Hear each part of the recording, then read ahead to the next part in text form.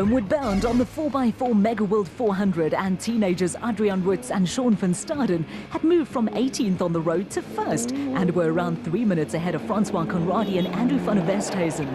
The pair were also leading Class P, but it was a performance not without its little problems. Sections of the route through mining and agricultural properties often made for difficult navigation, and Witz and van Staden lost valuable time while they worked out which way they wanted to go.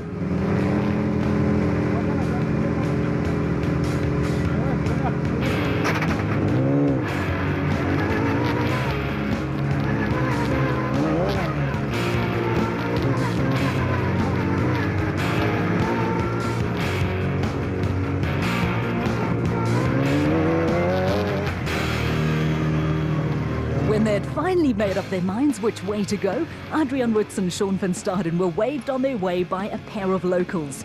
Fortunately for the teenage KEC back crew, Francois Conradi and Andrew van der Westhuizen also ran into a corridor of uncertainty with the roadbook and the GPS aid. They also lost time, which was to ease the pressure on Witz and van Staden and give them a little extra breathing space. On the other side of the coin, the time lost saw Conradi and van der Westhuizen slipping into the clutches of Gilnel and Johan de Klerk, who gained a few seconds, with the pair producing another of their steady Eddie performances in the portable shade Zarco light.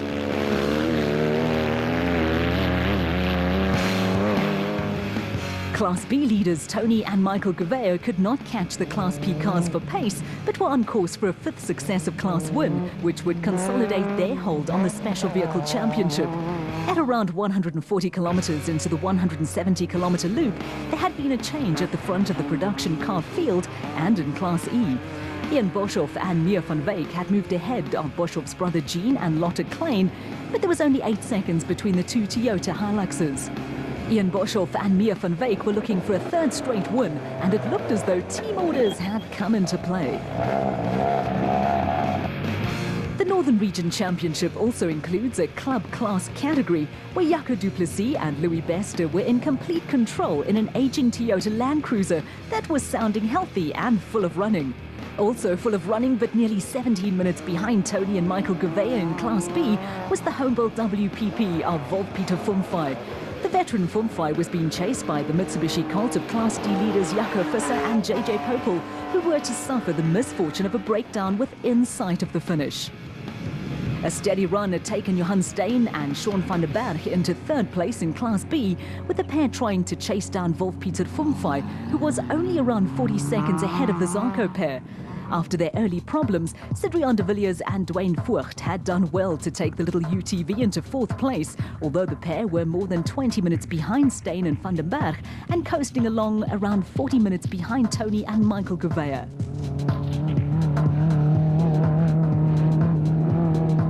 It had been tough going for Martinus Leroux and Gustav Pinard in a Sandmaster, now sporting enclosed bodywork. They were 1 second shy of being 50 minutes behind Class B leaders Tony and Michael Gouveia and were running in what was a comfort zone. They were 10 minutes behind the de Villiers Voigt UTV and comfortably ahead of Lapis and Kylo Labiskachny, who were 3rd in Class E in the Ford. The Ford was just under an hour behind the 2 leading Toyota Hiluxes, but after a string of non-finishers in what has been a disappointing year for the father and son team, the Labiskachnys were set to score their first points of the season.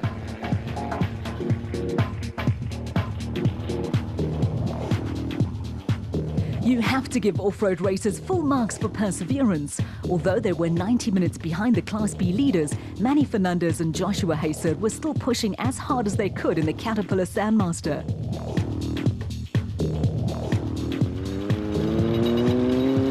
The Sandmaster is from an off-road era, now shrouded in the mists of time, and the Jimco tandem of Clive and Sean Sutherland is in the same boat.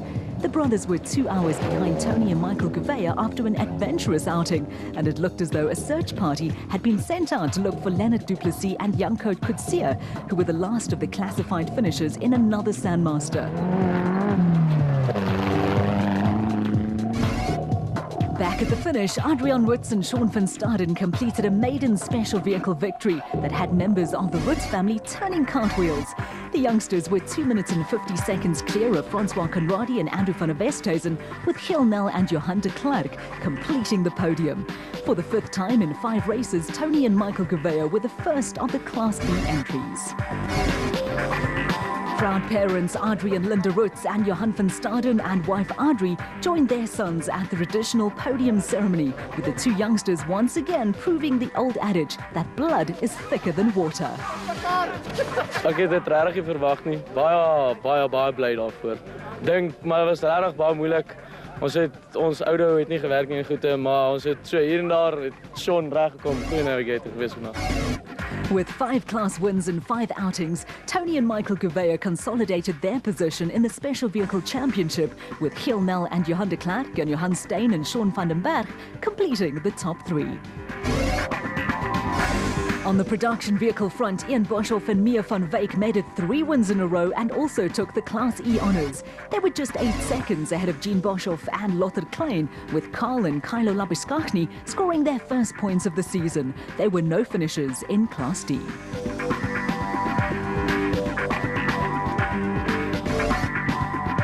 Any race over around 170 kilometres that finishes with only 8 seconds between first and second has to be described as a close fought affair. For Ian Boshoff and Mia van Wyk, it was too close for comfort. Gelukkig wen vir Jean en Liter met 8 sekondes. Na 160 kilometers, dit was maar redelijk tyd geweest vir ons. En ons wil net weer dankie sê vir Johan van Staan hulle van en Dion hulle van Volvo Mega World en Force Fuel wat ook nou aan boord is om die regional ons te borg of te help om dit ook moontlik te maak. A third win on the trot takes Ian Boshoff and Mia van Wyk to the top of the Production Vehicle Championship, where they had a narrow lead over Henny Lemmer and Paul Slubbert, who picked up their second non-finish in a row.